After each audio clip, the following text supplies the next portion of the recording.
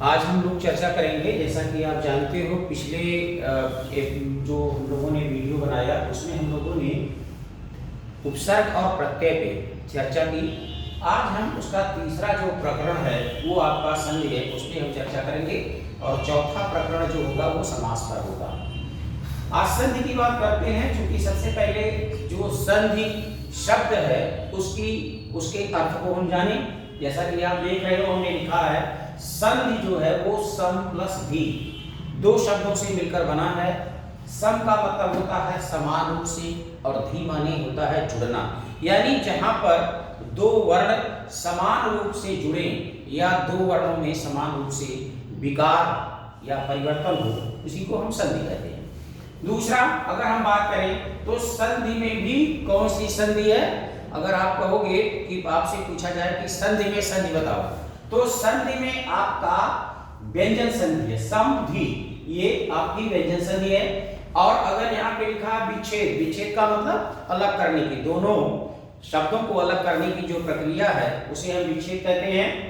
जैसे हिमालय है, हिम अलग कर दिया, आलय अलग कर दिया, तो ये विच्छेद है। विच्छेद में अगर पूछा जाए आपकी कौन सी संधि है, तो विच्छेद में भी आपकी व्यंजन संधि है, क्योंकि इसका सूत्र है यहाँ पे। तो सूत्र आपका लगता है आगे हम चर्चा करेंगे कि जो अनुस्वार है वो आपका मा में परिवर्तित हो जाता है। यहाँ पे अगर आप बात करोगे तो इसका भी सूत्र है, व्यंजन का ही है कि यदि ई के बाद छ आए तो उसके पहले, यदि ई के बाद छ आता है तो उसका परिवर्तन चक्ष में हो जाता है। जैसे विच्छेद होगा विग्रह, अगर आप इसमें विच्छेद करेंगे तो विच्छेद होगा, अनुच्छेद, परिच्छेद, आच्छादन, ये इसके उदाहरण हैं। हम बात कर रहे हैं यहाँ पे संधि की परिभाषा। हमने चूंकि संधि का शाब्दिक अर्थ था वो देख लिया कि सम प्लस धी, समान रूप से जुड़ना, विच्छेद का मतलब अलग करना। परिभाषा की बात करें तो सीधे लिखा हुआ है कि दो निकटवर्ती वर्णों के परस्पर मेल से जो विकार या परिवर्तन होता है उसे हम संधि कहते हैं। अब ये विकार या परिवर्तन तीन रूपों में होता है, मैंने लिखा है। पहला, जिससे आप नोट्स अपना बना सकें, पहला है कि दो वर्ण मिलकर एक हो जाते हैं। जैसे ये सबसे बड़ा उदाहरण आपका दीर्घ संधि आप पढ़ते हो, आ प्लस आ बराबर बड़ा, ई बराबर बड़ी ई, उ बड़ा उ और री बड़ी री, ठीक है। तो ये जो आपका होता है कि दो वर्ण मिलकर एक हो जाते हैं, इसके लिए ये किस संधि में होता है, इसका उदाहरण है दीर्घ संधि, पीछे हमने लिखा भी है। दूसरा है दो वर्ण मिलकर तीसरे वर्ण का रूप ग्रहण कर लेते हैं, जैसे अयादि संधि है, ए और अ मिलकर अय हो गया, ओ और अ मिलकर के अव हो गया, ये इसका उदाहरण है। तीसरा है दोनों में से एक रूपांतरित हो जाता है और दूसरा मूल रूप में रहता है, इसका सबसे अच्छा उदाहरण यण संधि है। जैसे आपने पीछे की यह हो जाता है, और दूसरा आपका प्रत्येक में देखिए प्रति है और एक है, इसमें परिवर्तन हुआ, ये ज्यों का त्यों है। तो इस तरह से ये आपका विकार तीन रूपों में होता है, जिसकी चर्चा मैंने आपसे की। इसके बाद फिर आता है कि संधि के भेद। तो संधि के कितने भेद हैं? संधि के तीन भेद हैं, स्वर, व्यंजन और विसर्ग, ठीक है। स्वर क्या है? स्वर संधि का मतलब क्या है आपने पढ़ा होगा, वर्णमाला या वर्ण विचार अगर आपने पढ़ा होगा तो उसमें स्वरों की संख्या 11 बताई गई है। कितनी संख्या? स्वरों की संख्या 11, क्वेश्चन पूछा जाता है। अब जो ये आपके 11 स्वर हैं, इनमें जो विकार या परिवर्तन, स्वर संधि में इन्हीं 11 स्वरों में विकार या परिवर्तन होगा, इसीलिए इसको स्वर संधि कहा जाता है, ठीक है।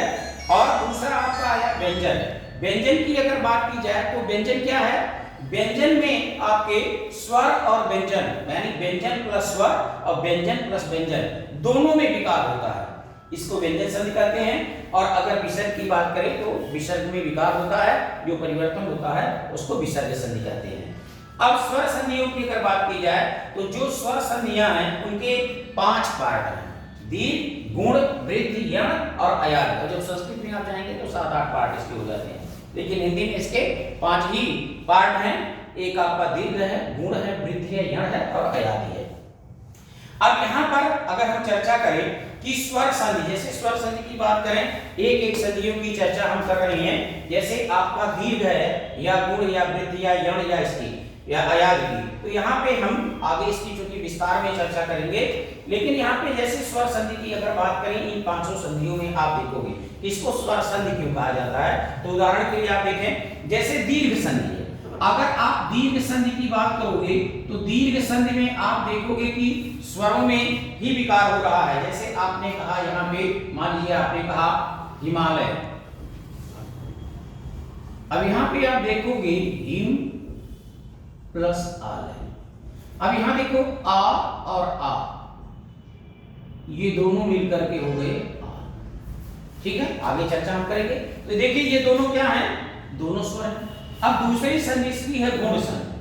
अगर आप गुण संधि की बात करोगे तो गुण संधि में भी आप देखोगे यहां पे भी जो विकार होगा वो आपका स्वरों में ही होगा।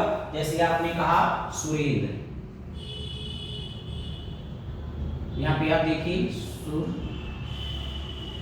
प्लस इंद्र, ये आ है, ये दोनों आपके क्या हैं? जैसे ये स्वर है उसी तरह ये भी आपके स्वर हैं। अब तीसरी संधि अगर आप बात करोगे वृद्धि संधि, तो वृद्धि संधि में भी आप देख लीजिए। और दूसरी बात यह है कि वृद्धि में आप हमेशा ध्यान रखिएगा, ये शुद्ध अशुद्ध में आता है, इसको ध्यान दीजिएगा बेटा।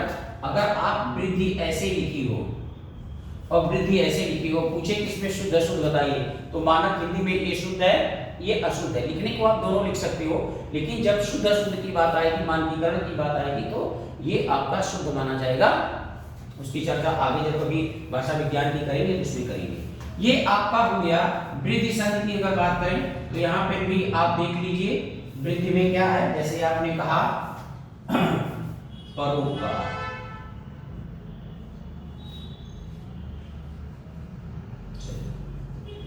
आपने वृद्धि में कहा बनौषधि,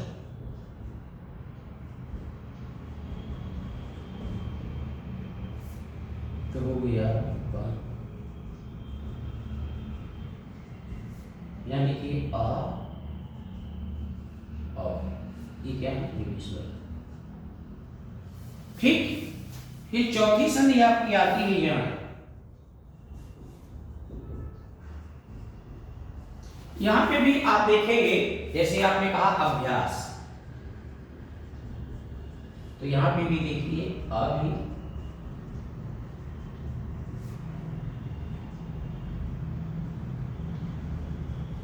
यहां पे भी आप देखिए ये स्वर। अब नेक्स्ट संधि आपकी लास्ट आती है अयाद। अयाद की अगर बात करेंगे तो यहां पे भी जैसे आपने कहा नयन,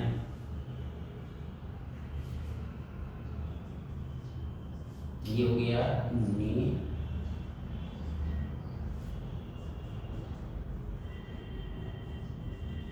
अब देखिए, आप देख लीजिए कि यहां पे भी ये भी स्वर, ठीक है ना। अगर हम चर्चा करें यहां पे तो आप देखिए, इसीलिए इसको स्वर संधि कहा जाता है क्योंकि सारे विकार जो हैं वो स्वरों में हैं।